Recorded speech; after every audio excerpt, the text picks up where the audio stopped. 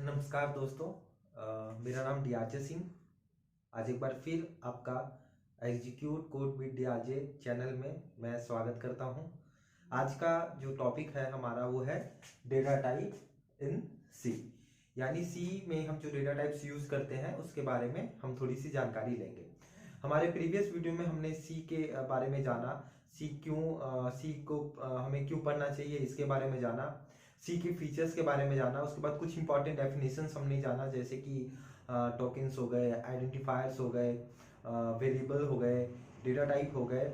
ठीक है, तो ये सब सारी चीज़ें हमने प्रीवियस वीडियो में डिस्क्राइब करा है, उसे ब्रीफ करने की कोशिश की है।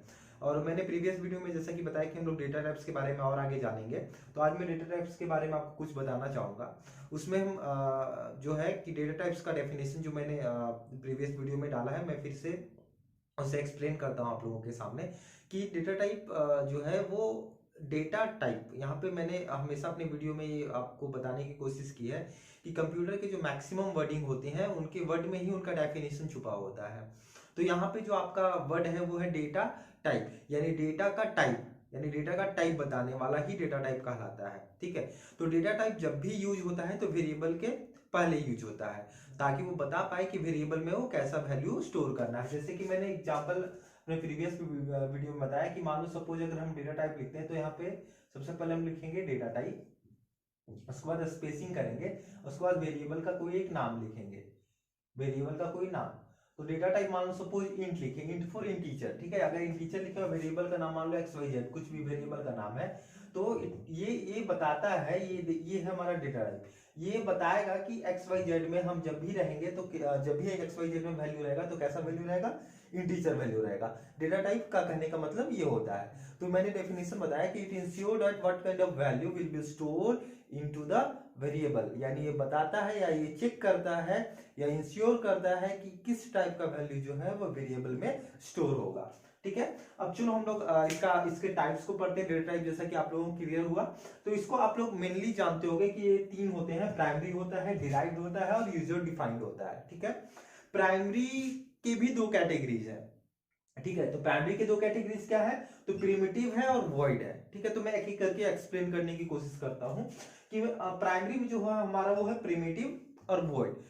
प्रिमिटिव जो डेटा टाइप्स होते हैं उसमें आपका इंटीजर और फ्लोटिंग, यानी जिसमें पॉइंट हो, जिसको दशमलव बोलते हैं हिंदी में, अगर वो इंटीजर वैल्यू हो, यानी उसमें पॉइंटिंग ना हो, यानी दशमलव ना हो, और जो दशमलव वैल्यू हो, वो दोनों जो वैल्यू कहलाते हैं वो प्रिमिटिव डेटा टाइप कहलाते हैं। यानी अगर जहां पे भी आप प्रिमिटिव लिख दोगे तो इसका मतलब होता है प्रिमिटिव डेटा टाइप जो होंगे वो या तो हमेशा इंटीजर होंगे या तो वो फ्लोटिंग होंगे।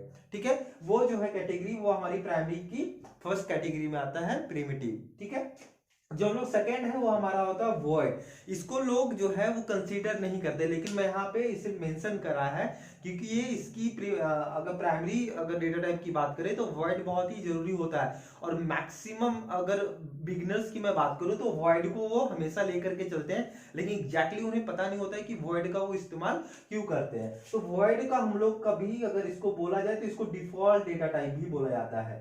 Default data type, default data type इसलिए बोला जाता है क्योंकि इसके पास कोई भी वैल्यू रिटर्न करने के लिए नहीं होता है, यानी वॉइड कभी भी जो है वैल्यू उसको रिटर्न नहीं करोगे तो वो कभी भी आपको एरर नहीं देगा। तो ये आगे हम जो लोग कोडिंग पढ़ेंगे तो उसमें समझ में आएगा कि वॉइड लिखने पे हमारा जो प्रोग्राम है वो क्या क्या रिटर्न करता है, या जब हम उसके अंदर कोई भी प्रिमिटिव डेटा टाइप लिख देते हैं कभी भी प्रोग्राम के अंदर, तो फिर वो क्या बिहेव करता है कोडिंग में।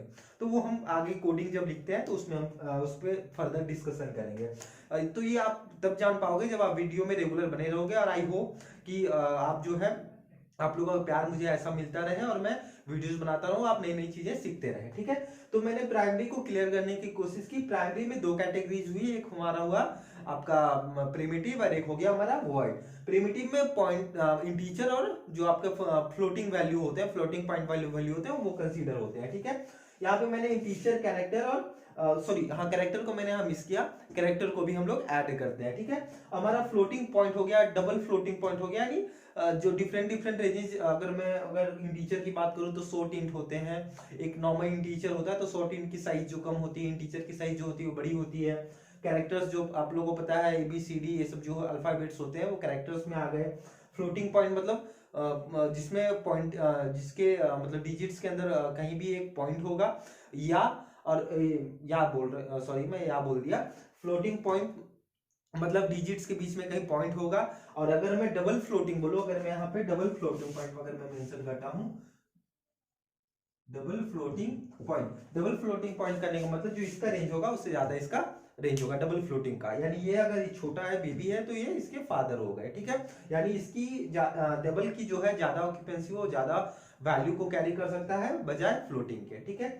अब जब हम आगे बढ़ते हैं तो वॉइड के बारे में जैसे बताया कि ये वैल्यू को है रिटर्न नहीं करता है, यानी इसके अंदर अगर आप कोई भी वैल्यू डालो मतलब कुछ भी अगर आप प्रोसेस कराओगे तो कभी भी कोई वैल्यू रिटर्न नहीं करेगा, ठीक है। अब आते हैं हम लोग मेन फोकस करते हैं डिराइव। यहाँ पे मैंने भी वही सेम लाइन में रिपीट करना चाहूंगा, डिराइव करने का मतलब कहीं से निकाला गया, ठीक है।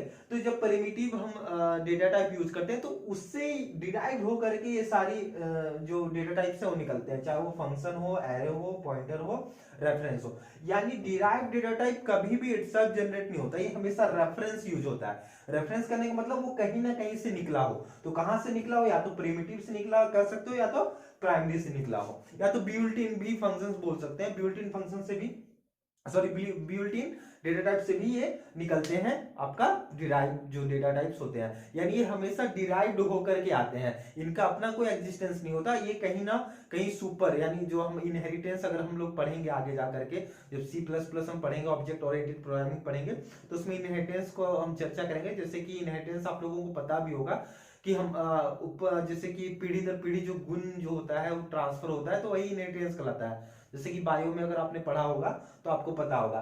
तो ये डिराइव्ड करने का मतलब ये कहीं ना कहीं से डिराइव्ड हो करके ही ये बनता है, इसलिए हमें इसे डिराइव्ड डेटा टाइप कहते हैं। यानी इसका अपना एग्जिस्टेंस नहीं होता, ये जब भी या तो प्राइमरी हो गया या तो प्रिमिटिव बोल दो, क्योंकि इसके पास तो कोई वैल्यू नहीं है, नो रिटर्न करता है, इसके पास कुछ भी रिटर्न करने के लिए नहीं होता, तो या तो प्रिमिटिव डेटा टाइप से डिराइव होता है या तो बिल्ट इन डेटा टाइप से ये डिराइव होता है।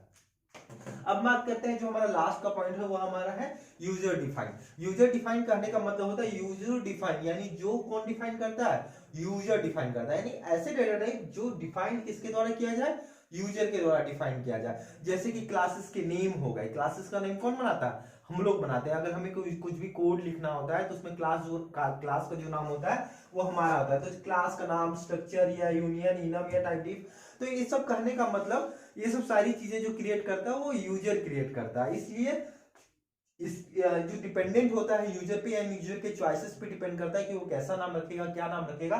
तो सारी कैटेगरी जो है किसके अंदर आती है, यूजर डिफाइंड डेटा टाइप के अंदर आती है। तो ये हमने छोटा सा एक जो है वीडियो बनाया जिसमें हम लोग डेटा टाइप सी के डेटा टाइप्स के बारे में हम लोग जानने की कोशिश की, ठीक है। अब नेक्स्ट वीडियो में हम देखते हैं कि हम कंपाइलर के बारे में, जैसे कि मैंने प्रीवियस वीडियो में डिस्कशन किया कि हम जो हमारा different way of designing program होता है, को लिखने का जो तरीका होता है या फ्लो बनाने का तरीका होता है कोडिंग का, वो हम जानने की कोशिश करेंगे। जैसे कि मैं अभी थोड़ा सा बताना देना चाहूंगा आप लोगों को कि एल्गोरिदम हो गया या तो फ्लो चार्ट हो गया, तो सूडो कोड हो गया, ये हम लोग जानने की आगे कोशिश करेंगे फर्दर नेक्स्ट वीडियो में। Thank you.